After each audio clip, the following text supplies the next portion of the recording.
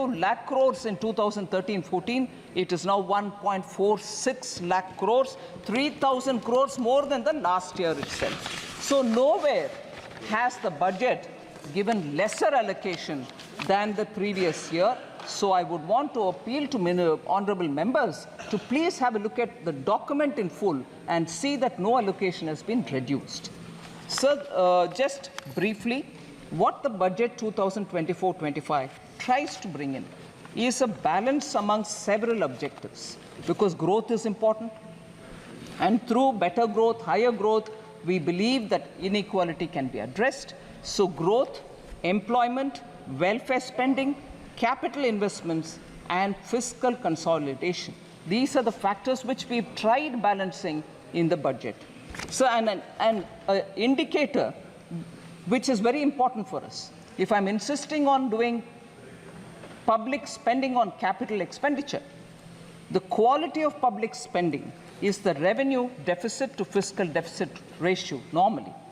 From about 80% in 2020-2021 COVID year, on account of COVID pandemic, the revenue deficit to fiscal deficit ratio, sir, was expected to fall to 36%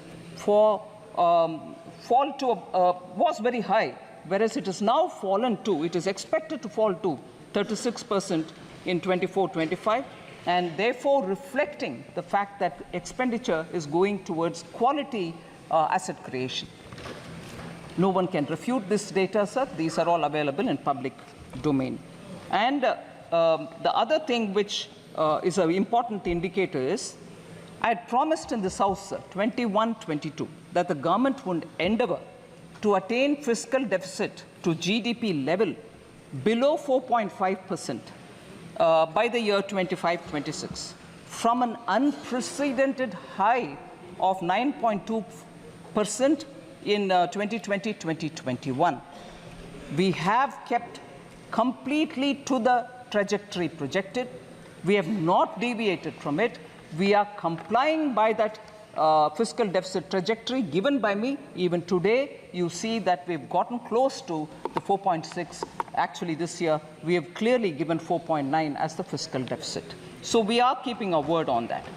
India's exceptional post-pandemic economic recovery to become the fastest growing economy over the last 3 years is truly magnificent.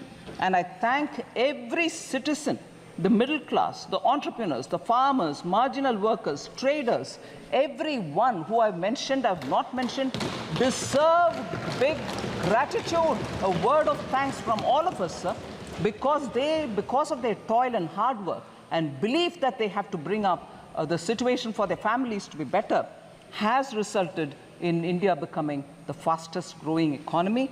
And how many nations, may I ask this year, how many nations have achieved this balance through the budget since post-COVID to retain that growth, ensure that this balance happens and continues that sustainable growth momentum? So at least these sort of things which have to be remembered for the sake of thanking our people, I would like to highlight these as the last few years' achievement of this government and entirely thanking the people of India.